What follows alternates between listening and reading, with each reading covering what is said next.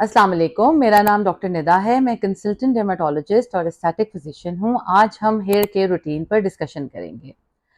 सबसे इम्पॉर्टेंट बात ये है कि ट्रीट योर हेयर जेंटली। अपने बालों का इस तरह ख्याल रखें जिस तरह अपने बच्चों का ख्याल रख रहे होते हैं। क्या करते हैं बहुत से लोग, जब शैम्पू कर रहे होते हैं तो बालों को बहुत एक्सेसिवली मलना शुरू कर देते हैं, तो उससे बाल बहुत ज़्यादा टूटना शुरू हो जाते हैं। इसके बाद जब टॉवल यूज़ करते हैं तो इतना ज़्यादा बालों को रब करते हैं कि ख़ासतौर पर माएँ तो पूरा बच्चों का सर ही झंझोड़ देती हैं। तो वो भी कोशिश करें कि ना करें। और तीसरी बात ये है कि जिन औरतों के, ख़वातीन के लंबे बाल होते हैं या घुंघराले बाल होते हैं, तो वो क्या करती हैं कि अपनी ब्रश के साथ या कॉम्ब के साथ बालों के साथ लड़ाई शुरू कर देती हैं। तो सबसे पहले तो इम्पॉर्टेंट बात ये है कि अपने बालों को जेंटली ट्रीट करें।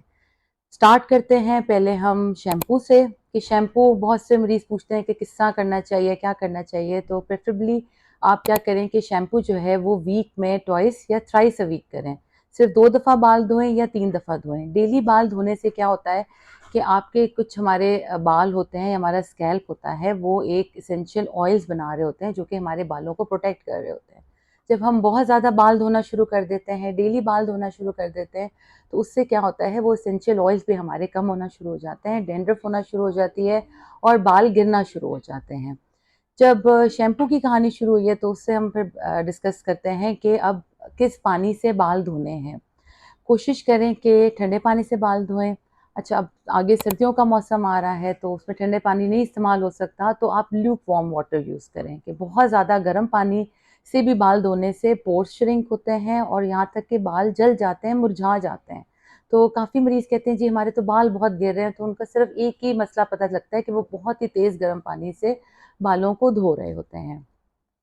अच्छा, जब आपने बाल धो लिए, उसके बाद क्या करना है कि आपने एक सॉफ्ट सा छोटा-सा टॉवल लेना है, उसमें अपने बालों को सिर्फ़ फ़ोल्ड कर देना है। जिस तरह हमने पहले बताया था कि आपने बहुत ज़्यादा बालों को रब नहीं करना है, उसमें जब आपका एक्स्ट्रा मॉइस्चर है वो टॉवल एब्ज़ॉर्ब कर लेगा।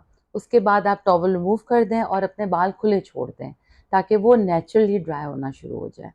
अब जब वो ड्राई हो रहे होते हैं तो कोशिश करें कि अपनी उँगलियों से पहले जो नीचे बाल हैं उसको डिटैंगल करें। उसको ऐसा आराम-आराम से ऐसे-ऐसे करके उसको खुद ही सीधा पहले उँगलियों से करें।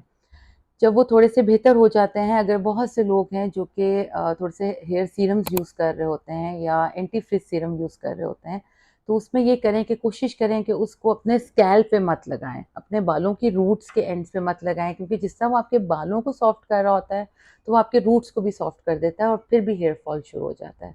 तो कोशिश करें कि उसको अपने जो स्कैल्प से नीचे वाले बालों पे हैं, उसी से उँगलियों से गीले बालों के साथ ही थोड़े से, जब वो हल्के से गीले होते हैं तो आप अपना सीरम लगा लें उँगलियों से। उससे क्या होता है कि जो सीरम है वो मॉइस्चर भी लॉक कर देता है और आराम से आपके नीचे बालों पे लग जाता है। जब अपने बाल अपने डिटैंगल कर दिए, थोड़े से सूख गए, तो फिर आप कोशिश करें कि ऐसी कॉम्ब यूज़ करें जिस तरह खुले दांतों वाली कंघी, कि उसको आराम-आराम से फिर आप पहले नीचे से स्टार्ट करें बालों को सीधा करने, और जब वो बिल्कुल ड्राई हो जाएँ, काफ़ी हद तक बेहतर हो जाएँ, तो फिर आप उसको स्कैल्प से ब्रश करें, सॉफ्ट सा कोई भी ब्रश यूज़ कर लें या वही कॉम्ब यूज़ करें, जिससे आपके बालों को ज़्यादा उस पे खिंचाव ना आए और वो सीधे-सीधे आराम से बाल आपके ठीक हो जाएँ। अगर आप ये इतनी छोटी-छोटी चीज़ों पे इतनी डिटेल्स पे अगर आप फ़ोकस करना शुरू हो जाएँगे, तो यकीन करें आपका अगर हेयर फॉल है या कोई हेयर के मसले मसाइल हैं, तो वो काफ़ी हद तक सेटल हो जाएँगे। कोशिश करें प्लीज़ कि जो कुछ हीट अप्लायंसेस वग़ैरह होती हैं, वो प्लीज़ अपने बालों पे मत यूज़ करें। जितना कम हो सकता है उनको इस्तेमाल करें। इसके अलावा अगर कोई परमानेंट स्ट्रेटनिंग या परमानेंट कर्लिंग ट्रीटमेंट्स ले रहे हैं, तो प्लीज़ उसको अवॉइड करें।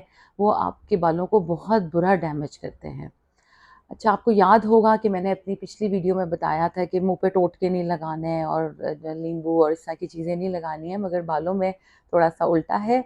बालों में मैं आपको परमिशन देती हूँ कि आप थोड़े बहुत टोटके इस्तेमाल कर सकते हैं। उसमें सबसे पहले तो ये है कि आप सिर्फ़ एक अंडा लें, उसमें 2-3 चम्मच दही के डालें और उसी में थोड़ा-सा ऑयल डाल लें, और वो नहाने से पहले अगर आधा घंटा बालों पे लगा लें, तो वो ये आपकी प्रोटीन ट्रीटमेंट हो जाती है, क्योंकि ये सब चीज़ें आपके बालों के केराटिन को बचा रही होती हैं।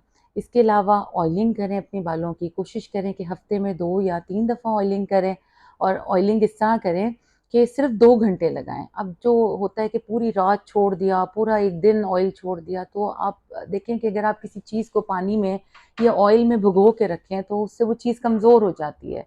तो ऑयल भी पूरा पूरा दिन आपको अपने बाल उसमें भिगोने की ज़रूरत नहीं है, सिर्फ 2 घंटे लगाएं। ऑयल ने जितना काम करना है वो कर लेता है और उसके बाद अपने बाल वॉश कर लें। अच्छा, ये हमारी सबसे इम्पोर्टेंट सारी बातें हो गई। इसके अलावा अब आपने अपनी थोड़ी-सी डाइट भी इम्प्रूव करनी है। जिस तरह डाइट आप ओमेगा 3 रिच फूड लें। अब वो किस में होते हैं? नट्स में होते हैं, फिश में होते हैं।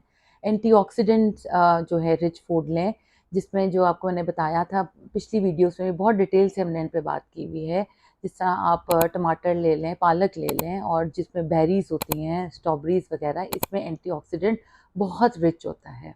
इसके अलावा आप पानी पिएँ, हाइड्रेटेड रहें। ये ना सिर्फ़ आपकी स्किन को हाइड्रेट कर रहा होता है, बल्कि आपके बालों को भी पूरा ये हाइड्रेट कर रहा होता है। अब क्या करना है कि आप कोशिश करें कि अपने बालों की जो ट्रिमिंग है, वो हर 3 मंथ्स के बाद ले लिया करें। क्योंकि वो क्या करते हैं, एक तो आपके बालों के नीचे से उसको फ्रिज़ी होने से बचाते हैं, स्प्लिट एंड्स को बचाते हैं।